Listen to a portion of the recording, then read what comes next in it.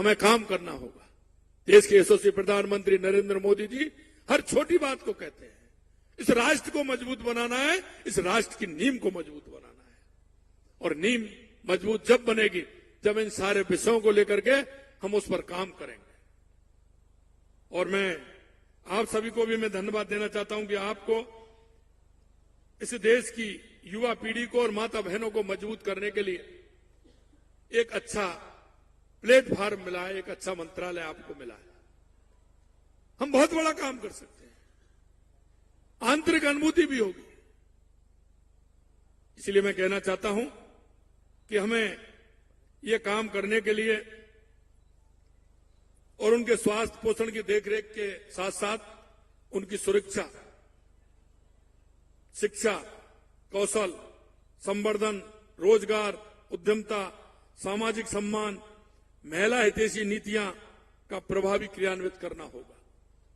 जब इसका क्रियान्वित करेंगे तो जो हम कहते हैं पंडित दीनदयाल उपाध्याय की अंत्योदय की योजना निश्चित रूप से हम साकार कर पाएंगे। हमारे प्रधानमंत्री जी जिस तरह से पंडित दीनदयाल उपाध्याय, डॉक्टर भीमराव अंबेडकर जी की उन नीतियों पर चल रहे कि अंतिम पायदान पर खड़ा व्यक्ति उसको लाभ मिलना चाहिए, चाहे वो कोई भी हो। और जैसा कि हमारे उप मुख्यमंत्री जी ने चर्चा की, उन्होंने कहा कि देश के यशस्वी प्रधानमंत्री नरेंद्र मोदी जी कहते हैं कि हमारी 4 जातियां हैं। उन्होंने 4 जातियों में विभाजित किया है, एक महिला, एक युवा, एक किसान, एक मजदूर। वास्तविकता अगर हम नजरें घुमा के देखें तो इससे कोई नहीं बचता है। और हम इसके लिए अगर काम करेंगे तो निश्चित रूप से हमारा देश आगे बढ़ेगा और हमारी नीतियां जो इसके लिए हमें प्रभावी रूप से बनाई है वो नीतियां हमारी आगे काम करेंगी। इसके लिए भारत सरकार द्वारा संचालित योजनाओं के साथ साथ राज्य सरकार की भी विभिन्न योजनाएं हैं।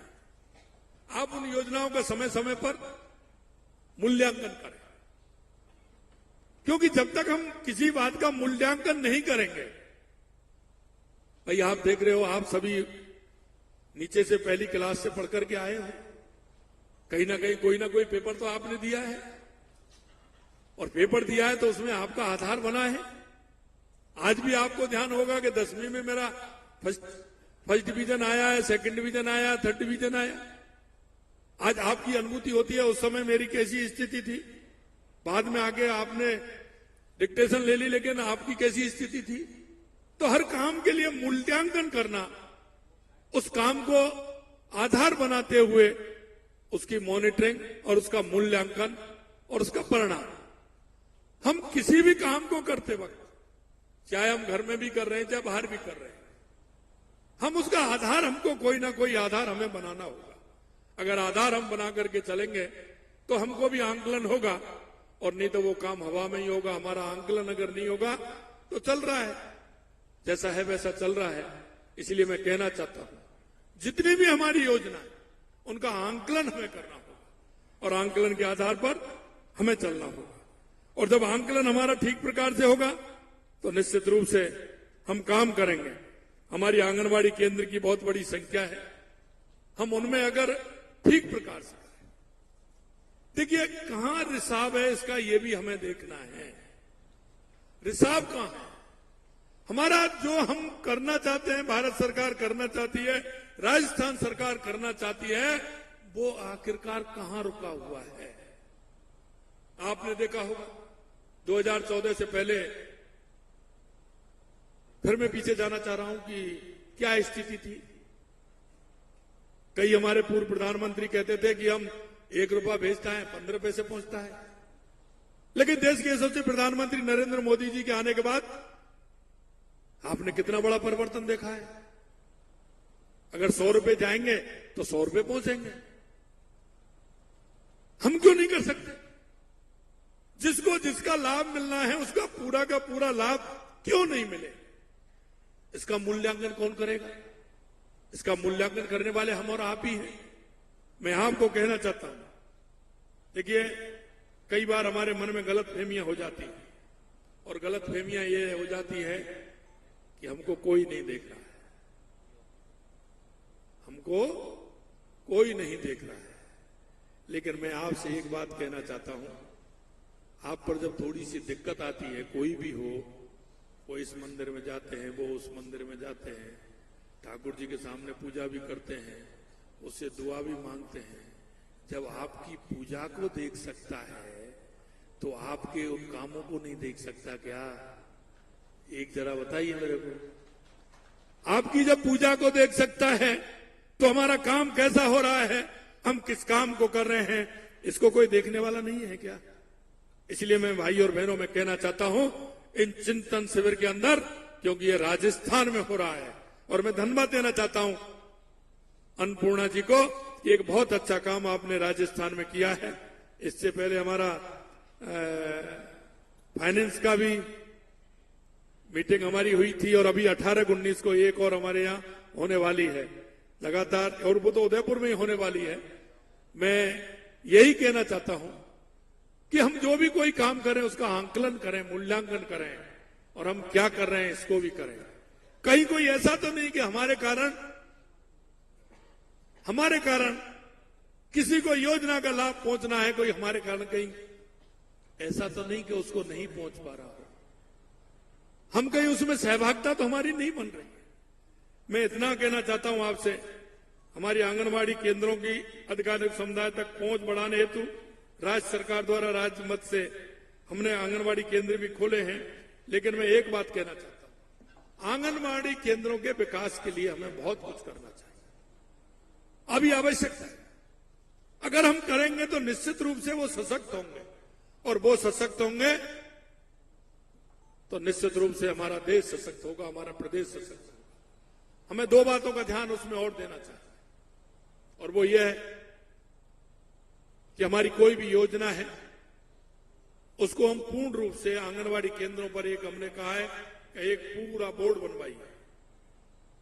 बनवाइए, उस पर लिखिए कि हम क्या क्या दे रहे हैं, क्या क्या हमें देना है, क्या क्या नहीं। इससे पारदर्शिता से हमारा काम हो, हम पारदर्शिता से ठीक प्रकार से काम कर पाए।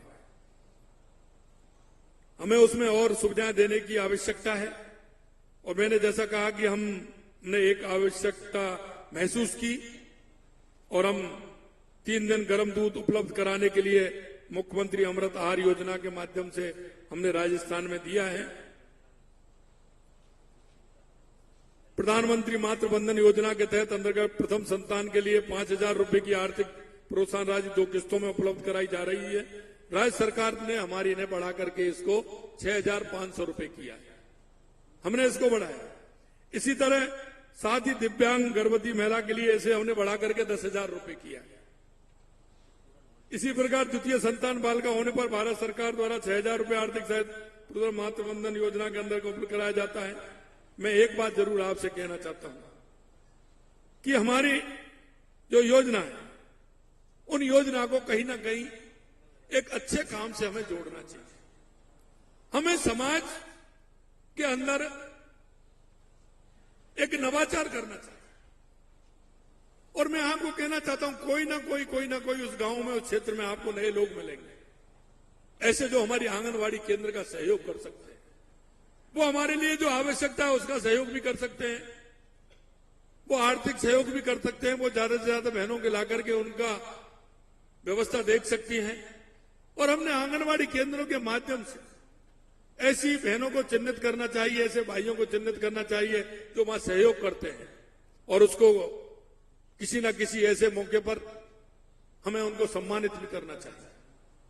जो आंगनबाड़ी केंद्रों को संचालन में जो हमें सहयोग कर रहे हैं, ऐसी सूची भी बनानी चाहिए, और ऐसी सूची बना करके, क्योंकि वहां जो आवश्यकता है ना, उस आवश्यकता को देखते हुए उस क्षेत्र के लोग काफी संख्या में तैयार हो जाएंगे।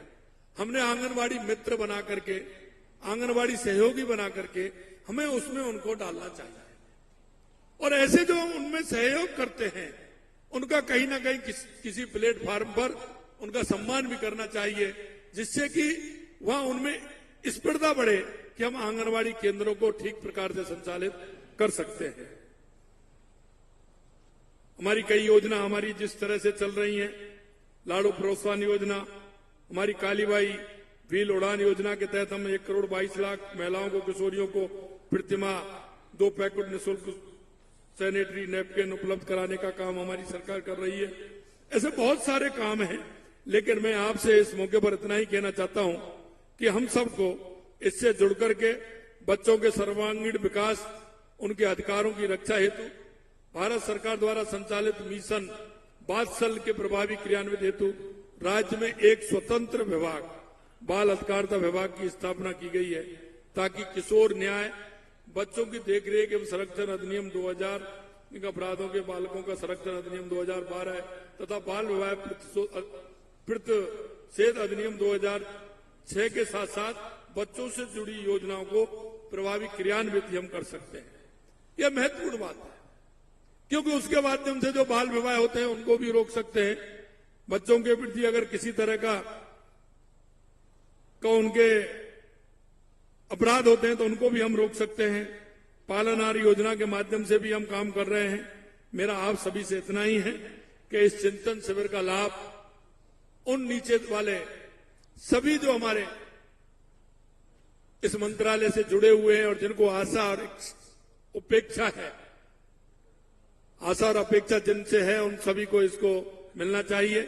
मैं इतना ही कहना चाहता हूं कि हमारी दृढ़ इच्छा शक्ति होगी, काम करने का मन होगा, तो निश्चित रूप से हम इस बहुत बड़ा काम इसमें कर सकते हैं। हम बहुत ही सौभाग्यशाली हैं कि एक ऐसा मंत्रालय हमें मिला है जो नीचे तक सेवा करने का मौका हमें दे रहा है और उनको दे रहा है जिनको हमारी आवश्यकता है। सबसे बड़ी आवश्यकता की होती है और उनको आवश्यकता है जहां आप काम करना चाहते हैं। आप देखिए कितना प्रभाव उसका पड़ेगा, क्योंकि कई बार मैं एक बात और कहता हूं, कोई भी व्यक्ति आपके पास अगर आता है तो या तो वो अभाव में आता है या वो प्रभाव में आता है। अगर आपके पास अभाव में आया है तो हमका दायित्व बनता है कि उस अभाव वाले को, हम भाग्यशाली हैं कि जो हमारे पास आया है उसको हम क्यों ना जो वो हमसे चाहता है उसको करें। और दूसरी बात वो आता है आपके प्रभाव में कि आपके कहने से मेरा ये काम हो जाएगा, तो आप सौभाग्यशाली हैं कि ईश्वर ने आपको प्रभावशाली बनाया है, वो आपके प्रभाव में आ रहा है, तो भी हम उसकी सेवा करें। इतना ही मैं आप सभी से कहना चाहता हूं। निश्चित रूप से ये चिंतन शिविर इस महिला एवं बाल विकास विभाग के जो यहां हो रहा है, निश्चित रूप से यह मील का पत्थर साबित होगा। यह चिंतन शिविर को ठीक प्रकार से करें और देश के यशस्वी प्रधानमंत्री नरेंद्र मोदी जी के नेतृत्व में हमारा देश आगे बढ़े, हमारा प्रदेश आगे बढ़े। पुणे में सभी प्रदेशों से आए हुए सभी हमारे मंत्रीगण भाई और बहन और सभी हमारे अधिकारीगण, पुणे आप सभी का मैं स्वागत करता हूं और अन्नपूर्णा जी को मैं धन्यवाद देता हूं कि उन्होंने यहाँ ये कार्यक्रम रखा है। भाई सावित्री ठाकुर जी, पुरावती परदा जी, सभी को मैं बहुत बहुत धन्यवाद देता हूं कि ये कार्यक्रम आपने राजस्थान में रखा और हमको इसका आयोजन करने का अवसर मिला। यहाँ बहुत बहुत धन्यवाद। पुनः आपको सभी को बहुत बहुत धन्यवाद। जय हिंद, जय भारत, जय राजस्थान।